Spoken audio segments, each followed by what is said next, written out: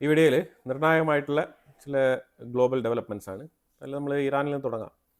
ഇറാൻ്റെ ഉള്ളിൽ internet cut off തുടരുകയാണ്.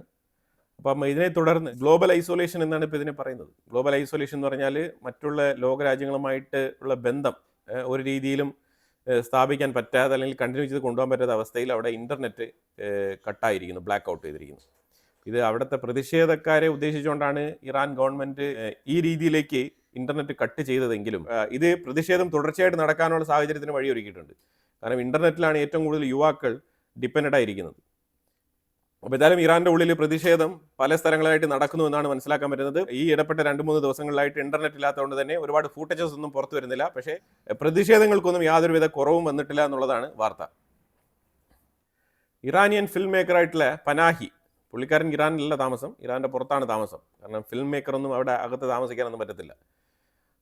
അപ്പം പുള്ളിക്കാരൻ പറഞ്ഞിരിക്കുന്നത് നിലവിലുള്ള റെജീമിന്, ഈ നിലവിൽ IRGC ഭരണകൂടത്തിന് ഇറാനെ കൺട്രോളിലേക്ക് കൊണ്ടുവരുന്നത് വലിയ ബുദ്ധിമുട്ടുള്ള കാര്യമാണ്. കാരണം അവരുടെ കൈവിട്ട് പോയിരിക്കുന്നു കാര്യങ്ങളെന്നാണ് പുള്ളിക്കാരൻ പറഞ്ഞു വെക്കുന്നത്. ബട്ട് നമ്മൾ ഇറാൻ്റെ വിഷയവുമായിട്ട് ബന്ധപ്പെട്ട് അമേരിക്ക ഇപ്പോൾ ഒരു നിലപാട് മാറ്റം എടുത്തിട്ടുണ്ട്. അത് എന്തുകൊണ്ടാണെന്ന് പറഞ്ഞാൽ ഒരു ഇൻഡയറക്റ്റ് അപ്രോച്ചാണ് എന്നാണ് മനസ്സിലാക്കാൻ പറ്റുന്നത്.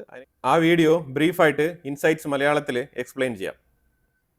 അതുപോലെ ഇറാൻ്റെ ഉള്ളിൽ പ്രൊട്ടസ്റ്റിൽ കൊല്ലപ്പെട്ടതിൽ സ്വീഡൻ നാഷണാലിറ്റിയുള്ള ആൾക്കാരുണ്ട്, അതുപോലെ തന്നെ കാനഡ സിറ്റിസൺസ് ഉണ്ട്. അപ്പോൾ അങ്ങനെ വിദേശ രാജ്യങ്ങളിലുള്ള സിറ്റിസൺസ് ഒക്കെ ഇതിനകത്ത് പെട്ടിട്ടുണ്ടെന്നുള്ള വാർത്ത ഇപ്പോഴാണ് ഓരോന്നായിട്ട് പുറത്തു വന്നുകൊണ്ടിരിക്കുന്നത്.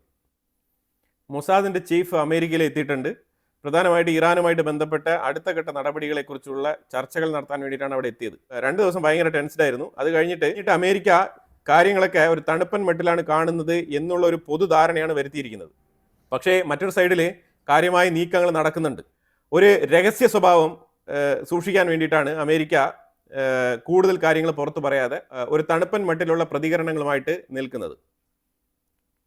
ഇസ്രായേൽ ഫോറിൻ മിനിസ്റ്റർ യൂറോപ്പുമായിട്ടൊരു ചർച്ച നടത്തുകയാണ്. എന്താണ് നിർദ്ദേശം പറഞ്ഞു കഴിഞ്ഞാൽ ഇറാൻ്റെ IRGC ഭരണകൂടത്തിനെ തീവ്രവാദ പട്ടികയിൽ ഉൾപ്പെടുത്തണം എന്നാണ് പറഞ്ഞിരിക്കുന്നത്. അതായത് തീവ്രവാദികളുടെ പട്ടികയിൽ IRGC ഭരണകൂടത്തിനെ ലിസ്റ്റ് ഔട്ട് ചെയ്യുക, പ്രത്യേകിച്ച് IRGC സോൾജേഴ്സിനെ അതിനകത്ത് ലിസ്റ്റ് ഔട്ട് ചെയ്യണം എന്നാണ് പറഞ്ഞിരിക്കുന്നത്. യൂറോപ്യൻ യൂണിയൻ വഴങ്ങുമോ എന്നുള്ളത് നമുക്കറിയില്ല. പക്ഷേ എന്തായാലും ഇസ്രായേലിൻ്റെ സൈഡിൽ നിന്നും ശക്തമായ നീക്കങ്ങൾ ഇതിനു വേണ്ടി നടത്തുന്നുണ്ട്. ഇറാനിയനായിട്ടുള്ള Oscar winning film maker Hussain മലയോമി പറഞ്ഞിരിക്കുന്നത് അമേരിക്ക എത്രയും വേഗം ഈ IRGC ഭരണകൂടത്തിനെതിരെ ഒരു ആക്രമണം നടത്തണം എന്നാണ് പറഞ്ഞിരിക്കുന്നത്. കാരണം ഈ റെജീം ചേഞ്ച് ആവശ്യപ്പെടുകയാണ് ഇവരൊക്കെ. കാരണം ഇത്തരം ഫേമസ് ആയിട്ടുള്ള ആൾക്കാരെല്ലാം തന്നെ, ഇത്തരം സെലിബ്രിറ്റികളെല്ലാം തന്നെ അവർക്ക് ഇറാൻ്റെ ഉള്ളിൽ പോകാൻ പറ്റില്ല. കാരണം ഈ മൂവി, മ്യൂസിക് ഇതെല്ലാം തന്നെ അവിടെ ഹറാമാണ്. അപ്പോൾ അതുകൊണ്ട് തന്നെ ഇവർക്കൊന്നും ആ രാജ്യത്തിനുള്ളിൽ പോകാൻ പറ്റില്ല. അങ്ങനെ ആ രാജ്യത്തിനുള്ളിൽ എൻട്രി ആയി കഴിഞ്ഞാൽ ഇറാൻ അപ്പം തന്നെ ഇവരെ പിടിച്ച് 2 ദിവസത്തിൽ വിചാരണ പൂർത്തിയാക്കി തൂക്കിക്കൊല്ലും. അതാണ് പ്രധാനപ്പെട്ട കാരണം. അപ്പോൾ അതുകൊണ്ട് തന്നെ ഇമാതിരിയുള്ള ആർട്ടിസ്റ്റുകളെല്ലാം തന്നെ, പ്രത്യേകിച്ച് ഇറാനിൽ നിന്നും പുറത്ത് താമസിക്കുന്ന കംപ്ലീറ്റ് ഇറാനിയൻസും IRGC റെജിമിനെതിരാണ്. അതാണ് മനസ്സിലാക്കേണ്ടത്. റഷ്യൻ പ്രസിഡന്റ് വ്ളാഡിമിർ പുടിനും ഇസ്രായേൽ പ്രധാനമന്ത്രി ബെഞ്ചമിൻ നെതന്യാഹുവും തമ്മിൽ ടെലിഫോൺ കോൺവെർസേഷൻ ഇറാനെ കുറിച്ചാണ് സംസാരിച്ചത്. അപ്പോൾ അതിൽ എന്ത് സംസാരിച്ചു എന്നുള്ളത് കോൺഫിഡൻഷ്യൽ ആണ്. എന്നാലും ഇവർ സംസാരിച്ചു എന്നുള്ള വാർത്ത പുറത്തു വന്നിട്ടുണ്ട്. അത് തീർച്ചയായിട്ടും ഇറാൻ്റെ വിഷയത്തിൽ കൂടുതൽ ഇടപെടേണ്ട എന്നുള്ളത് തന്നെയാണ് ഇസ്രായേലിൻ്റെ നിർദ്ദേശം. അത് ഇപ്പം നിലവിലെ സാഹചര്യത്തിൽ റഷ്യക്ക് പരിമിതികളുണ്ട്. കാരണം റഷ്യ ഉക്രൈനുമായിട്ട് എൻഗേജ്ഡ് ആണ്. അപ്പോൾ അതുകൊണ്ട് ഇപ്പം അമേരിക്ക റഷ്യയുടെ ഷിപ്പ് സീസ് ചെയ്ത് എടുത്തുകൊണ്ട് പോയിട്ടും റഷ്യക്ക് ഒന്നും തന്നെ ചെയ്യാൻ കഴിഞ്ഞിട്ടില്ല. അതാണ് യാഥാർത്ഥ്യം. കാരണം കൂടുതലായിട്ട് പ്രശ്നത്തിലേക്ക് പോകണ്ട എന്നുള്ളതാണ്. കാരണം അതിൻ്റെ തൊട്ടടുത്ത് വരെ, അതായത് ഈ റഷ്യൻ ഷിപ്പ് ബെല്ല 2 എന്ന് പറഞ്ഞ ആ ഒരു ഷിപ്പിനെ കൃത്യമായിട്ട് അമേരിക്ക സീസ് ചെയ്ത് എടുക്കുന്ന സമയത്ത് ആ പരിസരത്ത് തന്നെ ഉണ്ടായിരുന്നു റഷ്യയുടെ സബ്മറൈനും അവരുടെ ഡിസ്ട്രോയർ ഷിപ്പുകളൊക്കെ ഉണ്ടായിരുന്നു. പക്ഷെ അവർ ഇൻ്റർവെയിൻ ചെയ്തില്ല എന്നാണ് മനസ്സിലാക്കാൻ പറ്റുന്നത്. അതായത് ക്രെംലിനിൽ നിന്നും കൃത്യമായിട്ടുള്ള ഒരു ഓർഡർ ഉണ്ടായിരുന്നു. ഇനി അഥവാ അമേരിക്ക സീസ് ചെയ്യുന്നു എങ്കിൽ അതിനകത്ത് ഇൻവോൾവ് ആകണ്ട, അതിനെ തടയണ്ട എന്ന് ഉത്തരവ് ഉണ്ടായിരുന്നതായിട്ടാണ് പിന്നീട് വാർത്തകൾ പുറത്തു വന്നത്. നമ്മൾ കൃത്യസമയത്ത് ഈ ബെല്ല 2 എന്ന് പറഞ്ഞ ആ ഒരു വെസലിൻ്റെ അടുത്ത് എത്തി അതിനെ കൃത്യമായി പ്രൊട്ടക്റ്റ് ചെയ്ത് റഷ്യയിലേക്ക് എത്തിക്കാൻ പറ്റിയെങ്കിൽ ഓക്കെ. അഥവാ നമ്മൾ എത്തിച്ചേരുന്നതിന് മുമ്പ് അമേരിക്ക അതിനെ സീസ് ചെയ്യുന്ന ആ ഒരു സാഹചര്യം രൂപപ്പെട്ട് കഴിഞ്ഞാൽ പിന്നീട് അതിനകത്ത് ഇടപെടേണ്ട എന്നുള്ളതാണ് നിർദ്ദേശം. ആ നിർദ്ദേശം അനുസരിച്ചാണ് ഇവർ കൃത്യമായിട്ട് പോയതും. മുമ്പ് റഷ്യയുടെ നേവൽ ടീം അവിടെ എത്തുന്നതിന് മുമ്പ് തന്നെ കൃത്യമായിട്ട് എത്തുന്ന ആ ഒരു സാഹചര്യം വളരെ ഡിസ്റ്റൻസിൽ, അതായത് വിസിബിൾ ആണെന്നാണ് പറയുന്നത്. ഇവർക്ക് നോക്കിയാൽ കാണാൻ പറ്റുന്ന അത്രയും ഡിസ്റ്റൻസിലാണ് ഉണ്ടായിരുന്നത്. ആ ഡിസ്റ്റൻസിൽ വെച്ചിട്ടാണ് അമേരിക്ക കൃത്യമായിട്ട് റഷ്യയുടെ ബെല്ല 2 എന്ന് പറഞ്ഞ ആ ഒരു ടാങ്കർ വെസലിനെ സീസ് ചെയ്ത് എടുത്തുകൊണ്ട് പോയത്. ഉക്രൈൻ യുദ്ധം അവസാനിക്കുന്നത് വരെ റഷ്യ ഒരു തരത്തിലുള്ള എക്സ്ട്രാ ആക്ടിവിറ്റീസിനും തയ്യാറല്ല എന്നുള്ളതാണ് കൃത്യമായിട്ടുള്ള മെസ്സേജ്.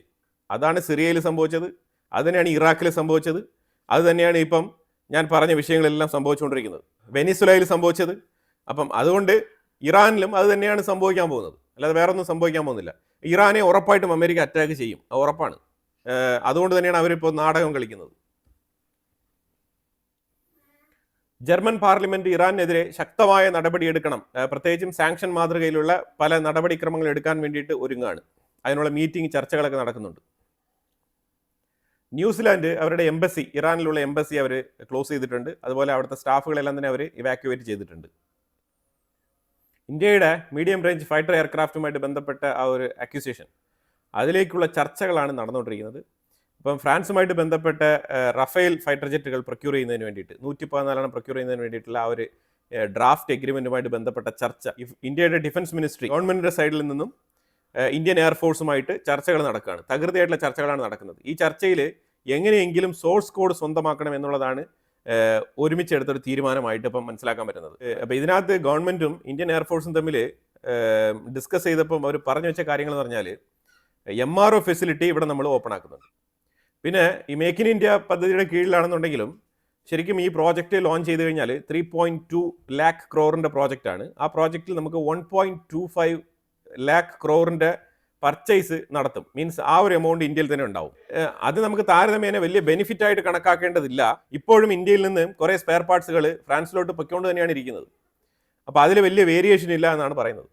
പിന്നെ അതിപ്പോൾ റഫേൽ ഫൈറ്റർ ജെറ്റിൻ്റെ ഓർഡർ നമ്മൾ കൊടുക്കുന്നത് കൊണ്ട് അതൊരു ബൂസ്റ്റപ്പ് ആയിട്ട് മാറും. തികച്ചും ഇത് നമുക്കൊരു നല്ല ഡീൽ തന്നെയാണ്. പക്ഷേ അതേസമയം source code India France defence കോപ്പറേഷനുമായിട്ട് ബന്ധപ്പെട്ട ലോങ് ടേം റിലേഷൻഷിപ്പിന് സോഴ്സ് കോഡ് വളരെ ഇമ്പോർട്ടൻ്റ് ആണെന്നാണ് പറഞ്ഞു വെച്ചിരിക്കുന്നത്. കാരണം വേറെ ഒന്നും കൊണ്ടല്ല, ഇതേ ഫൈറ്റർ ജെറ്റുമായിട്ട് ബന്ധപ്പെട്ട് യൂറോപ്പിൽ നിന്നും യൂറോ ഫൈറ്റർ ജെറ്റ്, ടൈഫോൺ, ഗ്രിപ്പൻ പോലത്തെ ഫൈറ്റർ ജെറ്റുകളുടെ ഡീലുമായിട്ടൊക്കെ ബന്ധപ്പെട്ട് യൂറോപ്യൻ യൂണിയൻ ഇന്ത്യയിൽ ഉണ്ടായിരുന്ന സമയത്ത് ചർച്ചകൾ നടന്നതാണ്. അപ്പോഴൊക്കെ നമ്മൾ കൊടുത്തിരുന്ന ഒരു എക്സ്പ്ലനേഷൻ എന്ന് പറഞ്ഞു കഴിഞ്ഞാൽ ഇതാണ് സോഴ്സ് കോഡ്. ഈ സോഴ്സ് കോഡിൻ്റെ റിക്വയർമെൻറ്റും ഇന്ത്യക്കുള്ളിൽ മാനുഫാക്ചറിങ് ചെയ്യണം അല്ലെങ്കിൽ അസംബ്ലി യൂണിറ്റ് സ്ഥാപിക്കണം എന്നുള്ള റിക്വയർമെൻറ്റ്സ് ഒക്കെയാണ് നമ്മൾ മുന്നോട്ട് വെച്ചിരുന്നത്. അപ്പോൾ അതിൽ ഏറ്റവും പ്രധാനം എന്ന് പറയുന്നത് സോഴ്സ് കോഡാണ്.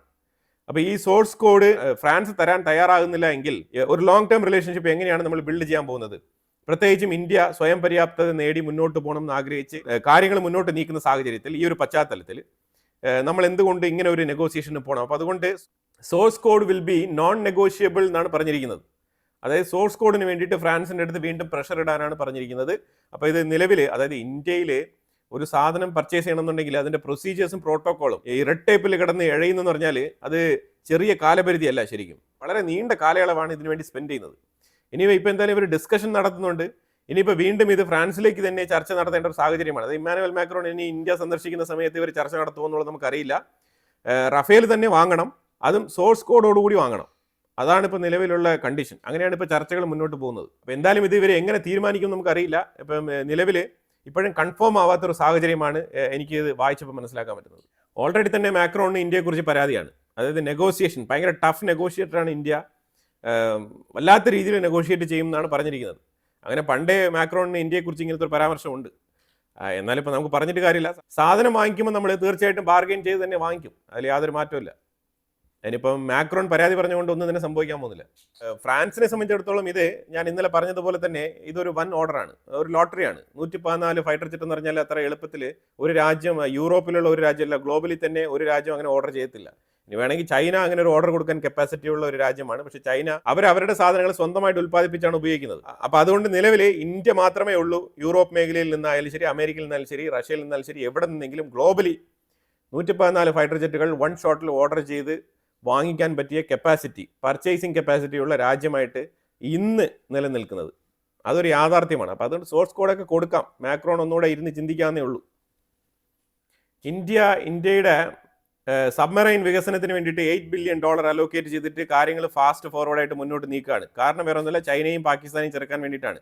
പാകിസ്ഥാൻ സ്വന്തമായിട്ടൊന്നും ബിൽഡ് ചെയ്യുന്നില്ല, പക്ഷേ ചൈന ചറപറാന്ന് ബിൽഡ് ചെയ്ത് പാകിസ്ഥാനും കൊടുത്തുകൊണ്ടിരിക്കുകയാണ്. 4 എണ്ണമാണ് ഇപ്പോൾ പാകിസ്ഥാൻ വേണ്ടിയിട്ട് തയ്യാറായിക്കൊണ്ടിരിക്കുന്നത്. അതിൽ 2 എണ്ണം ഓൾറെഡി തന്നെ കൊടുത്തു കഴിഞ്ഞു. ഒരു സബ്മറൈൻ കൊടുത്തു കഴിഞ്ഞു, ഒരു ഡിസ്ട്രോയർ ഷിപ്പ് കൊടുത്തു കഴിഞ്ഞു. ഇനി 2 എണ്ണം ഉടനെ തന്നെ വരും. അപ്പോൾ നമ്മൾ തീർച്ചയായിട്ടും ഇവരെ ചേർത്ത് തോൽപ്പിക്കാൻ വേണ്ടിയിട്ട് അവരോടൊപ്പം എത്തണം, അല്ലെങ്കിൽ അവരെക്കാളും കൂടുതൽ ഉൽപ്പാദിപ്പിച്ച് മുന്നോട്ട് പോകേണ്ട സാഹചര്യത്തിലാണ്. കാരണം ചൈനയും പാകിസ്ഥാനും ഒരു കൂട്ടരാണ്, നമ്മൾ ഒറ്റയ്ക്കാണ്.